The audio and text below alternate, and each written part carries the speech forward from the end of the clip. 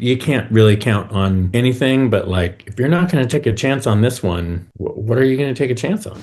There are these famous 11 rules that Chuck Jones wrote about what it takes to make a Wile E. Coyote cartoon. In the production, how much did those rules like hang over things? In the prep process and then in the post process where all of the animation was brought to life, we definitely had those rules stuck up on the wall and referred to them all the time or every once in a while, but our artists were so tapped in and so experienced with these Looney Tunes characters. And some of our artists had worked on this Looney Tunes cartoon show that was on HBO Max, which was phenomenal and so funny. So I was really learning about Wile E. and Roadrunner from my artists. And we were also constantly looking back at the early Chuck Jones shorts and studying what made them work and looking at timings and looking at the sharpness of gags and Chuck's rules. Yeah. I didn't have to worry about the rules. Dave had he showed them to me early in the process, and I it was really fun reading them. But that was like it was so great because I didn't have to worry about any of that stuff, and Dave was so on top of it. And that kind of goes for every step of this process. Like he made it so easy to just focus on what I had to do. One of the rules that really stands out to me is that, the audience's sympathies are meant to lie with the coyote. And I think, Will, like your character is kind of our gateway to that in some respects, because, as the audience surrogate, like you're the one who's kind of our guide for the relationship with the coyote, which was that a challenge considering that the coyote was not physically present on the set? Not as much as you would think it would be. And that's again due to Dave and this very smart decision that he made. He brought in this guy, Dave Barkley, who's just an amazing, iconic puppeteer who's done stuff. What Dave? Jabba the Hutt, the Venus He worked flytrap, on Labyrinth and yep. Wow. Fraggle Rock. So he came with this Wile E. Coyote puppet, and a lot of the rehearsal process would involve this puppet that Dave Barkley was able to bring to life. So it would be like Wile E. was right there, and then even the first couple takes, we would usually have Dave in there with the puppet, and then he'd pull it out, and it was just me acting with a tennis ball for an eye line. But this is a character that doesn't speak anyway.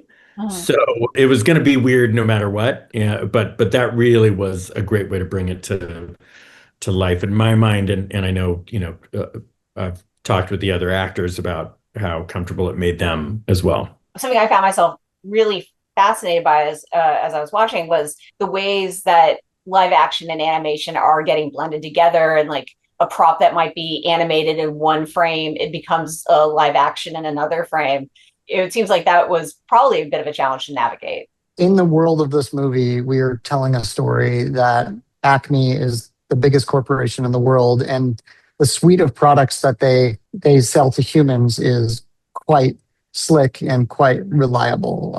They make phones and cars and our TVs and our computers, and they're a hyper successful tech company. On the other hand, they sell this suite of products to cartoon characters that is the opposite of that. It is really unreliable, dangerous, and they sell these products that constantly explode in cartoon characters' faces. In shooting the movie, we wanted to basically give our actors different props and products to play with. So at certain times, if Will was holding an animated object, so to speak, he'd just be holding a proxy for what that object would be. So it would be a beach ball, for example, that would later be replaced by an animated object. We'd give them things that they could kind of feel and touch that would then be replaced by something of that size that's animated. My favorite stuff in this movie, though, is the interaction between the real, the live action world and the animated world. And the one that I always think about is when a cartoon piano, an animated piano is dropped off the roof onto a real car. It blows my mind the amount of planning that went into this, and to see it with my own eyes, the different steps that we had to take. And we just kept running the scene over and over again. And then there was one scene in which they actually made the car implode for when the piano drops on it, and just the way that they were all able to composite the shots together there as we did it to see if it was going to work. It was really just so fun to watch, and on screen it just looks completely seamless, which didn't surprise me because already you could see how seamless it was without help of effects, post process effects.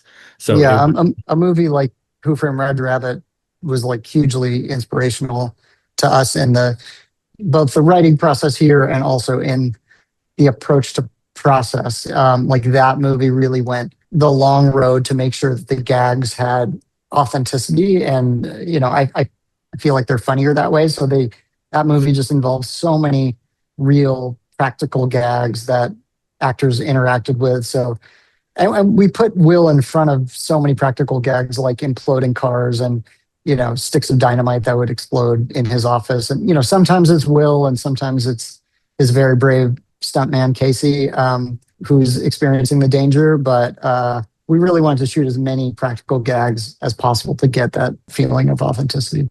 Really glad you brought up Roger Rabbit, because that was going to be part of my next question, which is just like, how much has the technology in making a project like this evolved since that movie? they would not have had the opportunity to, on the day, composite the shots together, right? That's true. I hadn't seen Who Framed Roger Rabbit in years and years, and in fact, you would think that when I got this job, that would have been the first thing I'd do is like sit down and watch that again. But I, for some reason, didn't, and then it happened to be in a hotel room a couple weeks ago, and I watched it. Always a huge fan of that movie, but really like, especially after having gone through this process of making this movie, wow, I appreciated so much more of the stuff that they did. It was just wow, what a fun movie to be a part of. Yeah, and I would say that the tools available to us, they're the same and different. And I would say that we brought on so many of the same tools in a way. Like we had a puppet for Wile E. Coyote, and they had a puppet for Roger on set. And I would say that there have been advances made in like the final polish and compositing of the film. So the way that Wiley reflects light or draws a shadow or projects a shadow, or the way you can see him in a reflection, those are things that are easier for us to do now than they were back then. But again, Roger Rabbit holds up so well and looks spectacular. So But it does seem like there, like in as many places as you could, you took the harder route to do it the old school way, where there really is interaction and you didn't cheat with CGI and stuff like that. There were so many fun practical elements, which took a ton of time, I would imagine, to plan and figure out. So kudos. Do you feel like this is one of those movies where it's more practical than people realize? I hope that people feel that it's practical when they see it. I mean, we took the movie to Albuquerque to shoot because it's the milieu of Wile E. Coyote, and we could imagine that he probably lives in those hills, even though his backgrounds are inspired by Zion and so many beautiful national parks in America. But we wanted to shoot in Albuquerque because it is a real living, breathing city, and it feels tremendously authentic. And it's also where they shot Breaking Bad, and you could believe that a lawyer like Kevin Avery would live in this city. And it's an environment where, when you drive down the freeway, you see billboard after billboard for injury defense lawyers. And Yes. yeah, and when Wile E. Coyote walks into Kevin's office, these are real locations that are just set off from the street. His law office is actually behind a Wiener Schnitzel, and his office is actually 2 doors down from the taco place. So like hopefully there's a feeling of authenticity and a feeling of place when you watch the movie. Dave really took advantage of the landscapes out there. Brandon Trost, who I've worked with a bunch of times, was the cinematographer on this. I actually worked with them in Albuquerque on MacGruber, the movie. So it was really fun to be back in our old stomping grounds. But yeah, you two work together. It's so beautiful. A lot of this stuff. You really took advantage of the beauty of the Albuquerque desert. Thanks, Will. So, segueing back to the circumstances that led to this movie's release, I was following that journey with like everyone else. I remember feeling deeply sad when I saw the Twitter post from the composer with the sample of the Meep Meep Symphony. When you were making a movie about the little guy taking on a big corporation, I mean, I can't imagine this situation was anywhere in your mind. Not at all. Yeah, I mean, the movie took on this new layer of meaning after that news broke. It definitely changed the feeling of the story for me in my subsequent viewings of the movie. It's almost like the movie had been written with this in mind. It's very strange, like the way it's kind of become a meta commentary on itself, and obviously none of it is by design at all. What's been the most special part of this experience about having managed to bring it back? I mean, obviously the most special is you go from your lowest low to this unexpected high. I was so proud of this movie when I got to see it for the first time. And this was so we shoot the movie. Dave goes off to do the post process. They did that in London, and every once in a while I just happened to be there for some kind of work related thing, and I would get to pop in, and he would show me little things that they were working on, and I was so excited about it. And then we finally get this call. I remember it was a Tuesday night, and they said, we're finally done. We're so excited to show the movie to you guys. They were finally wanting to show it to the cast. They said it's been testing really well. We're very excited. And we set a date for the next Tuesday. And the next day was when we got the call that it was going to be shelved. That was a Wednesday, and they still allowed us to come in the next Tuesday. And from that Wednesday to when we got to go see it, my head was like, oh, well, maybe it wasn't as good as these guys said it was. Maybe they're too close to it and they've lost perspective. So I went in there not knowing what to expect, and I just came out more confused and angry, frustrated. It was because of the pride that I felt in the movie that the frustration and anger was so amped up. And then you're like, this can't be how this story ends. Like this, it just was so frustrating. That's the only word, just the most extreme form of frustration. And then over time, you just realize, oh, this is how it's going to end. And then it's like just a little bit of despair, and then just like you try to grieve it and let it go. And that was where it was at. It was like after like a year of just letting it go and going like, okay, that was it. And so out of nowhere, Ketchup came and saved it. It just was the most exciting thing out of nowhere. That's why it's so exciting, because we just thought this day would never come. I'm so excited for people to see this movie. Yeah. I'm so dumb when it comes to the business part of everything. I just go and it's like, oh, if it's a good movie that you put into production, you knew what the story was. And so it makes sense to me if we've done a shit job and the movie sucks. But like, I just didn't understand it. It was so obviously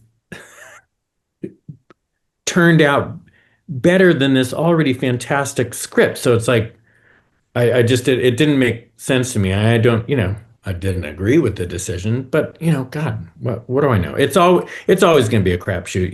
You can't really count on anything, but like, if you're not going to take a chance on this one, what are you going to take a chance on? I mean, Dave, what have you noticed about kind of the way that kids entertainment has been treated lately? Because your previous two films were also pretty family focused. I grew up in the 80s and 90s, and that was a time when content that was being made for kids and families had a little bit of edge. I'm talking about the Amblin of the 80s, movies like Beetlejuice and Ghostbusters and Tim Burton's Batman and Roger Rabbit in that same collection of films. Those movies never talked down to kids. They never pandered to kids. They always either looked at kids at their level or above their level. Every time I make a movie that is for a family audience, like I try to put myself into my own shoes when I was 8 or 10 and interested in trailers and interested in going to see these movies. And I remember being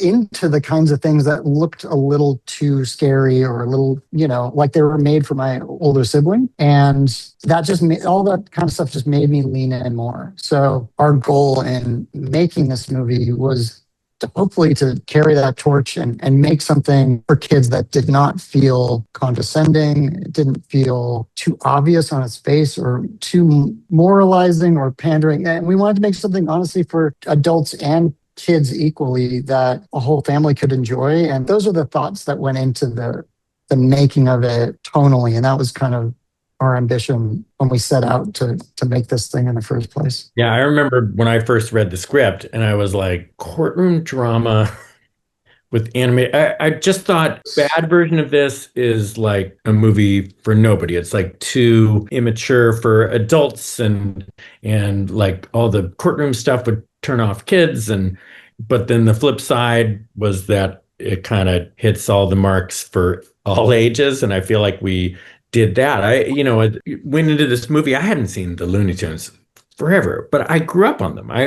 I just loved them so much. So I watched a couple of the old classics and just didn't realize that, oh man, it is just as good to watch it at this age. I had no idea that level of appeal for an adult for those. And it's very much what you just said. It doesn't pander to anyone. It really, like, the movie holds true to that value system of the old cartoons were.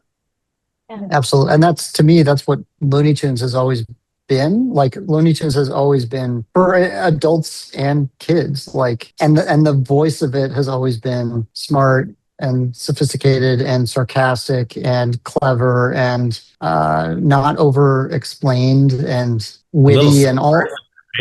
Super subversive. Yeah, exactly. And that was what Looney Tunes was in its origin, and that was its voice. And all we were trying to do is kind of protect that voice, make something that made us laugh and would hopefully make other people laugh if we were laughing. What did making this movie teach you about the rhythm of a Looney Tunes joke? Like like the perfect Looney Tunes gag? Like what's that rhythm?